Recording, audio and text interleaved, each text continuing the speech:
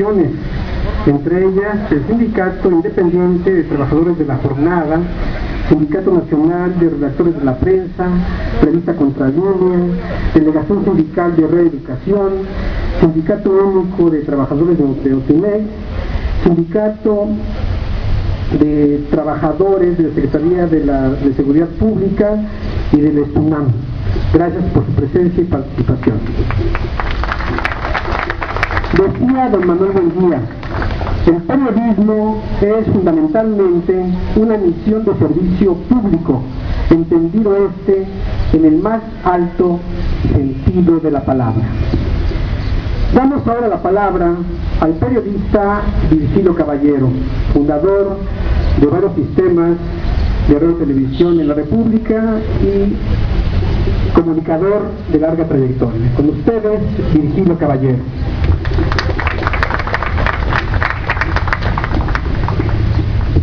Compañeros, buenas tardes. Cuando hace 29 años, la tarde de aquel 30 de mayo, el país se estremeció con la noticia del asesinato de Manuel Buendía, algunos comentamos, algunos colegas, que los asesinos se habían atrevido a disparar hasta lo más alto para que la lección fuera aprendida. Manuel Buendía se encontraba en el apogeo de su carrera periodística. Era el periodista político más escuchado, más atendido, más temido por los poderosos.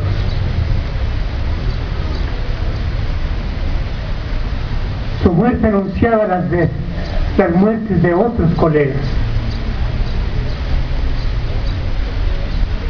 Las cifras que hoy nos dan diversos organismos, entre ellos Reporteros Sin Fronteras, si fuéramos un país normal, diría que son espeluznantes. 90 periodistas asesinados, 14 exiliados, 20 desaparecidos durante los dos gobiernos del panismo, el de Vicente Fox y el de Felipe Calderón. Pero los priistas tienen y tenían muy buena experiencia respecto al asesinato de periodistas. Antes de la muerte de Manuel Buendía, habían sido asesinados 34 periodistas. Desde el inicio del régimen de Miguel de la Madrid hasta los últimos días del régimen de Ernesto Zedillo. 8 periodistas fueron asesinados durante el sexenio de la Madrid. El primero de ese sexenio, por cierto, 2 meses antes del asesinato de Manuel. Eliseo Morán Muñoz, del periódico La Voz, muerto el 19 de marzo de ese 1984. 8, repito, durante de la Madrid. 12 durante el sexenio negro de Carlos Salinas de Gortari. Y 14 durante el sexenio entreguista del empleado de las empresas que le regalaba al capital extranjero, Ernesto Zedillo. El último compañero asesinado durante los regímenes priistas previos a este fue Ramiro Ramírez Duarte, del periódico El Heraldo de Zacapu, Michoacán, muerto en 1999. 34 periodistas asesinados, más 90 del régimen panista, más los desaparecidos, más los exiliados, compañeros, la inmensa mayoría de ellos, de lo que llamamos amistosamente de a pie, de trabajo diario, de reporteo en las calles, con las suelas de reporteros bien puestas, como decía Manuel. Y también periodistas que desafían abiertamente con su periodismo de investigación a los poderes que expolian y maltratan a este país. Todos lo sabemos. Está amenazada de muerte Lidia Cacho. Entre los exiliados está Lilia Pérez, que reveló de manera puntual en sus libros de qué manera, con la complicidad de los administradores de Pemex, el crimen organizado ha formado el cártel negro para explotar todavía más de lo que los administradores lo hacen, la principal riqueza del país. Y en estas mismas horas está amenazada de muerte Anabel Hernández.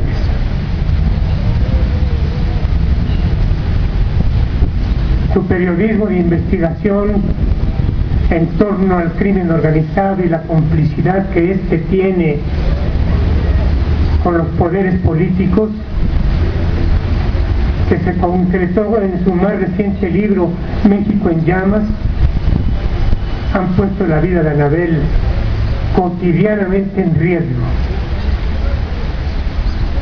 Que las autoridades tienen siempre que ver con este tipo de amenazas y persecución ha sido denunciado extenuadamente, intensamente por organismos internacionales y nacionales. Que la inmensa mayoría de estos crímenes tienen que ver con amenazas de funcionarios públicos, de políticos, de presidentes municipales, de militares, de policías. Como ocurre, por ejemplo, con el caso de Anabel. El gobierno de la Ciudad de México le está retirando las salvaguardas que le había puesto para atender las amenazas de seguridad contra ellos. Le dice que acuda a la PGR y a la Policía Federal, donde están las policías y los amenazadores de la vida de Anabel. En estos mismos días le retirarán del DF la salvaguarda, tranquilamente, como quien le traspasa de una a otra mano la vida de una persona. Hace apenas 2 años, el asesino de Manuel Buendía, por lo menos el asesino intelectual más inmediato, José Antonio Zorrilla Pérez, fue dejado en libertad. Cuando le faltaban varios años para cumplir su sentencia. Y no hubo la menor explicación de parte del gobierno de la Ciudad de México que lo dejaba libre. Zorrilla fue regresado a la cárcel en un acto también increíble por la acción de Miguel Ángel Guerrero Chapa, que se paró ante las autoridades de esta ciudad a decirles qué les pasa, por qué dejan libre a este asesino, sin siquiera cumplir el menor, el más elemental de los trámites jurídicos. Regresó Zorrilla a la cárcel, pero está otra vez, así lo dicen los chismes políticos, a punto de ser dejado libre. ¿Quién está entonces, tengo derecho a preguntarme una vez más en esta plaza, detrás del crimen del asesinato de Manuel Buendía? ¿De qué se trata? Fundamenta muy bien Miguel Ángel en el último de sus libros, escrito ya a punto de morir, terminado a punto de morir, que es el primer crimen de la narcopolítica en México. Pero la narcopolítica es justamente la relación entre el crimen y los aparatos del Estado, de los aparatos del gobierno. El señor Bartlett es aún un senador de izquierda, como bien dice mi compañero, nuestro amigo Jorge Meléndez, y nadie le quita el mérito de haber defendido en estos años, en este periodo, el petróleo nacional, pero no ha dado suficiente respuesta a la participación por omisión o por comisión que él hubiera tenido que ver con el asesinato de Manuel. La carta que escribió para el periódico de Miguel Ángel Delgado Chapa es insuficiente. A mí, por lo menos, no me satisface en absoluto que él haga como parecía que no sabía nada de lo que estaba ocurriendo con sus subordinados. Por eso me digo, a 29 años de la muerte de Manuel Buendía, más de 100 periodistas asesinados desde 83 hasta la fecha, exiliados, desaparecidos. ¿Cómo les vamos a llamar nosotros en una ceremonia como esta u otra parecida si pronunciáramos el nombre de cada uno de ellos? Diríamos, ¿murió por la patria? ¿Murió por el periodismo? O más cercanos a la realidad, murió en silencio, en el silencio de sus propios medios para los que trabajaban, en el silencio de una prensa que en la mayoría de su condición de trabajo está entregada al poder. No hay gritos de vivas para los mártires, hay silencio. Y en buena medida, como decía Manuel Buendía, un silencio cobijado por la increíble y extrema actitud de los periodistas, nosotros, yo, por supuesto también, de llevar la individualidad y el individualismo hasta los extremos del egoísmo y de la indiferencia frente a los propios colegas.